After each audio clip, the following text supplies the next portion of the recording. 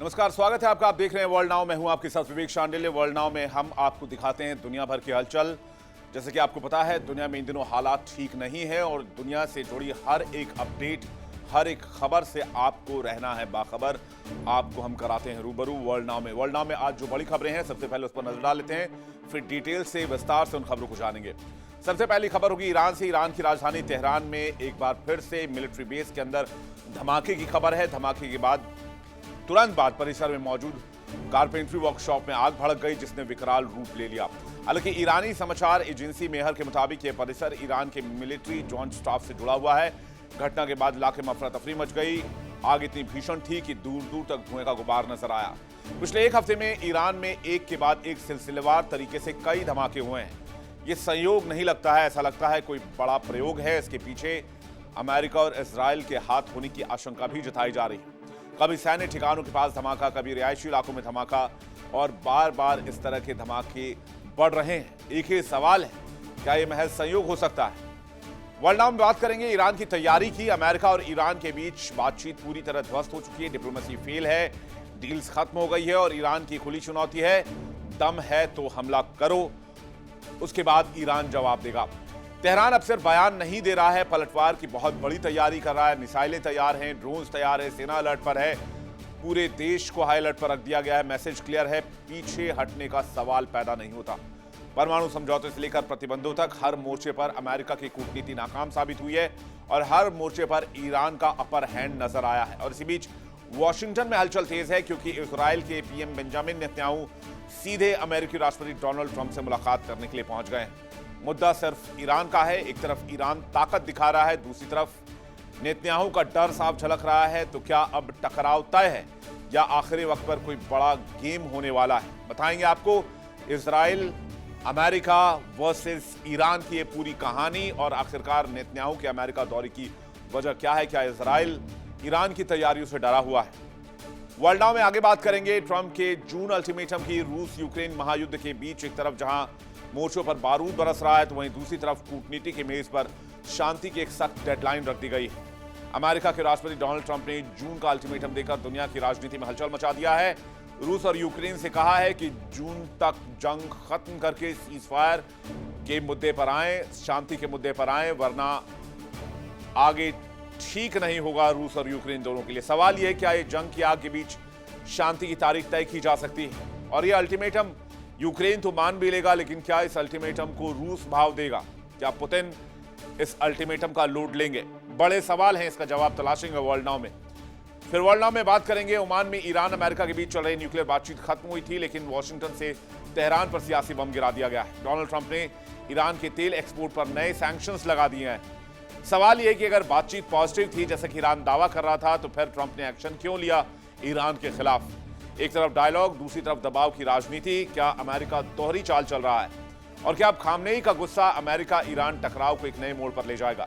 Oman की मेज पर क्या सच में कोई सहमति बनी, या फिर यह वार्ता सिर्फ एक कूटनीतिक दिखावा थी? वर्ल्ड नाउ में आगे ईरान बनाम अमेरिका, प्रतिबंधों की नई जंग और इसके ग्लोबल असर की पूरी पड़ताल करेंगे। तो आइए शुरुआत करते हैं और देखते हैं वर्ल्ड नाउ। ईरान में लगातार धमाके सुनने को मिल रहे हैं। पिछले एक हफ्ते में 2 दर्जन से ज्यादा जगहों पर धमाके हो चुके हैं और एक बार फिर से ईरान में एक मिलिट्री इंस्टॉलेशन में, मिलिट्री बेस के अंदर भीषण धमाका हुआ, जिसके बाद धमाके के बाद जो तस्वीर है, चारों तरफ धुएं का गुबार है और आग की ऊंची लपटें हैं। इस तस्वीर में आप देख सकते हैं। बताया जा रहा है यह धमाका कारपेंट्री वर्कशॉप में हुआ। ईरानी समाचार एजेंसी मेहर के मुताबिक यह परिसर ईरान के मिलिट्री जॉइंट स्टाफ से जुड़ा हुआ है, जिसके चलते इस इलाके में अफरा तफरी मच गई। तेहरान में हाई अलर्ट कर दिया गया। आग इतनी तेज थी कि दूर से ही धुएं का गुबार दिख रहा था। जब दुनिया को यह संदेश दिया जा रहा है कि ईरान और अमेरिका के बीच न्यूक्लियर डील पर बातचीत आगे बढ़ रही है, उसी वक्त पूर्वी तेहरान में मौजूद एक मिलिट्री बेस के अंदर बहुत बड़ा धमाका हो गया, जो बहुत गंभीर सवाल भी खड़े कर रहा है। सूत्रों के मुताबिक धमाका एक सेंसिटिव मिलिट्री इंस्टॉलेशन के भीतर हुआ, जहां आम लोगों की पहुंच नामुमकिन मानी जाती है। ईरान की तरफ से फिलहाल पूरी जानकारी नहीं दी गई है, लेकिन टाइमिंग ने अंतर्राष्ट्रीय हलकों में बेचैनी बढ़ा दी है। इससे पहले भी आपको याद होगा, वर्ल्ड नाउ में हमने आपको खबर दिखाई थी कि ईरान में एक साथ कई जगहों पर धमाका हुआ है, लेकिन उस समय अमेरिका और इजराइल ने साफ मना कर दिया था कि इन धमाकों से उनका कोई लेना देना है और वो पीछे हट गए थे। और उसके बाद एक बार फिर से मिलिट्री इंस्टॉलेशन में धमाका कई गंभीर सवाल खड़े कर रहा है। 31 जनवरी 2026 को कई शहरों में धमाका हुआ। तेहरान, बंदर अब्बास, परन, तबरीज, अवजा में भयानक धमाका हुआ। 7 से ज्यादा लोगों की मौत हुई, 14 लोग घायल हो गए। 1 फरवरी 2026 को तेहरान के पश्चिमी हिस्से में एक बाजार में बहुत बड़ा धमाका हुआ। 2 फरवरी 2026 को तेहरान के जन्नत आबाद बाजार में आग लग गई। 7 फरवरी को तेहरान आर्मी के हेडक्वार्टर के पास भीषण धमाका हो गया। एक के बाद एक होते ये धमाके, एक के बाद एक होते ये हमले कई गंभीर सवाल खड़े कर रहे हैं। क्या यह महज संयोग है या फिर इसके पीछे अमेरिका और इजराइल का प्रयोग है? पिछले एक हफ्ते में ईरान के अंदर एक के बाद एक 2 दर्जन से ज्यादा धमाके हो चुके हैं। कभी सैन्य ठिकानों के पास, कभी रिहायशी इलाकों में, कभी बाजार में, कभी गैस प्लांट में, कभी गैस पाइपलाइन में। सवाल यही है, क्या इसके पीछे कोई बहुत बड़ी साजिश है? जमीनी हकीकत क्या है और कहानी क्या है? बार बार विस्फोट और बार बार संवेदनशील जगह। यह पैटर्न किसी एक्सीडेंट जैसा नहीं लगता। ऐसा लगता है कि प्लान्ड तरीके से इस घटना को अंजाम दिया जा रहा है। सूत्रों की माने तो इस घटना के पीछे CIA, मोसाद या फिर पाकिस्तानी समर्थित नेटवर्क की भूमिका हो सकती है। हालांकि ईरान भी इस बात की आधिकारिक पुष्टि नहीं कर रहा है, जबकि इजराइल और अमेरिका ने पहले ही हाथ खड़े कर दिए हैं और इन धमाकों के पीछे की जो वजह है उसके लिए अमेरिका और इजराइल कह चुका है कि वो इन धमाकों के पीछे नहीं है।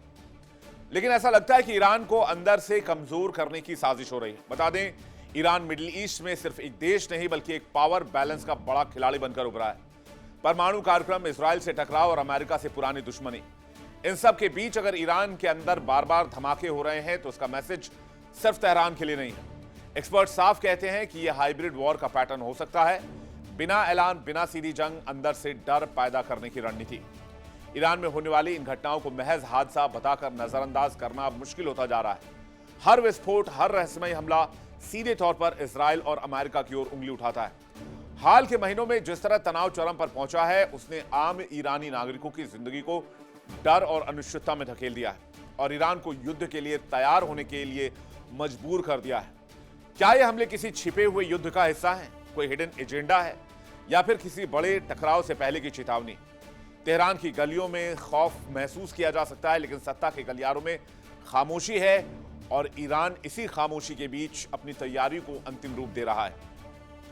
एक तरफ परमाणु कार्यक्रम को लेकर पश्चिमी देशों का दबाव, दूसरी तरफ क्षेत्रीय वर्चस्व की जंग। ईरान आज सीधे टकराव की दहलीज पर खड़ा है।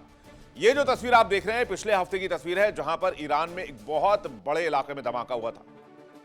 और यह भी जो तस्वीर सामने आई उसके बाद भी यह सवाल उठाया गया कि क्या वाकई यह हादसा है या फिर हादसा जैसा दिखने वाला हमला। एक और तस्वीर सामने आई जो इस वक्त आप देख रहे हैं, यह जो मिलिट्री इंस्टॉलेशन पर अटैक हुआ, यह उसकी तस्वीर है। ये कहा जा रहा है कि यहां पर आर्मी का यह इलाका था जिसके ऊपर बहुत बड़ा धमाका हुआ और उसके बाद जो तस्वीर सामने आई, ऐसा लग रहा है जैसे कोई मिसाइल फटा हो, जैसे कोई बहुत बड़ा धमाका हुआ हो। पिछले साल जून में ईरान और इजराइल के बीच 12 दिन तक चले युद्ध के बाद से ईरान के कई शहरों में रहस्यमयी धमाके हो रहे हैं। आग लगने की घटनाएं सामने आ रही हैं। अधिकतर मामलों में अधिकारियों ने इन्हें हादसा बताते हुए तकनीकी खराबी या गैस लीक का हवाला दिया है। लेकिन मौजूदा हालात में हर विस्फोट ईरान में बढ़ती असुरक्षा और युद्ध की आशंकाओं को हवा दे रहा है। इधर डोनाल्ड ट्रंप भी लगातार ईरान को धमका रहे हैं। वो कह रहे हैं या तो परमाणु डील कर लो या अंजाम भुगतने के लिए तैयार रहो। सवाल यह है, अमेरिका अचानक इतना उतावला क्यों हो गया? वजह साफ है, मिडिल ईस्ट में अमेरिका की पकड़ ढीली पड़ रही है।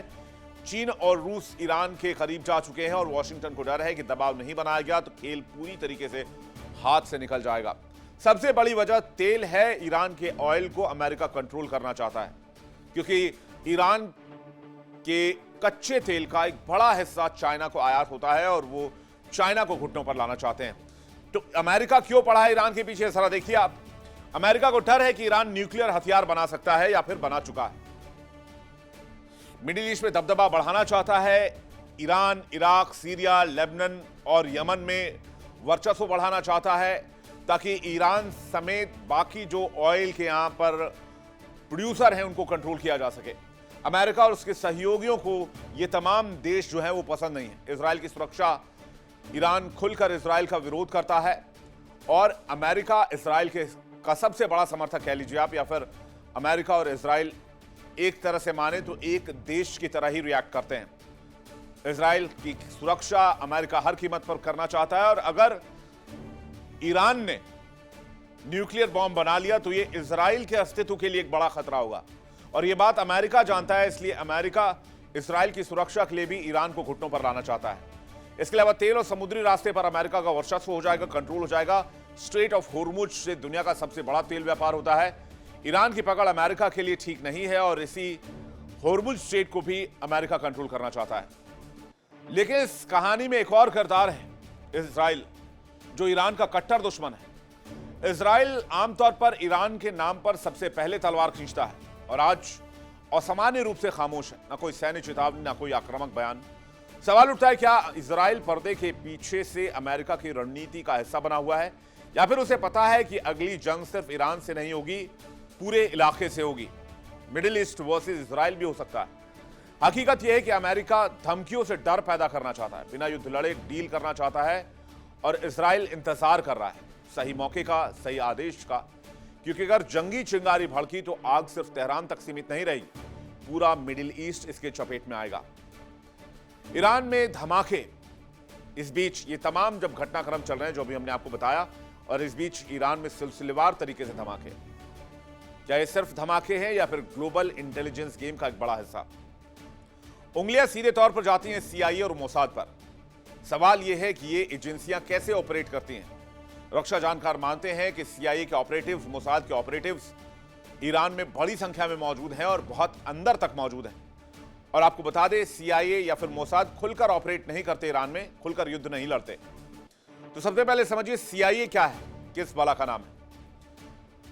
सीआईए का पूरा नाम सेंट्रल इंटेलिजेंस एजेंसी है। ये यूएसए की अंतर्राष्ट्रीय खुफिया सेवा है। इसकी स्थापना 1947 में हुई थी।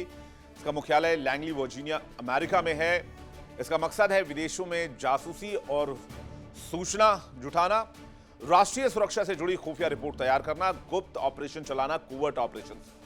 और इसी कोवर्ट ऑपरेशंस का कनेक्शन बताया जा रहा है ईरान में जो धमाके हो रहे हैं। इसके अलावा सीआईए जो है वो अमेरिकी राष्ट्रपति और नेशनल सिक्योरिटी काउंसिल के अधीन आता है। सीआईए का असली तरीका सामने आकर झंडा गाड़ना नहीं होता। ये दूर रहकर खेलते हैं।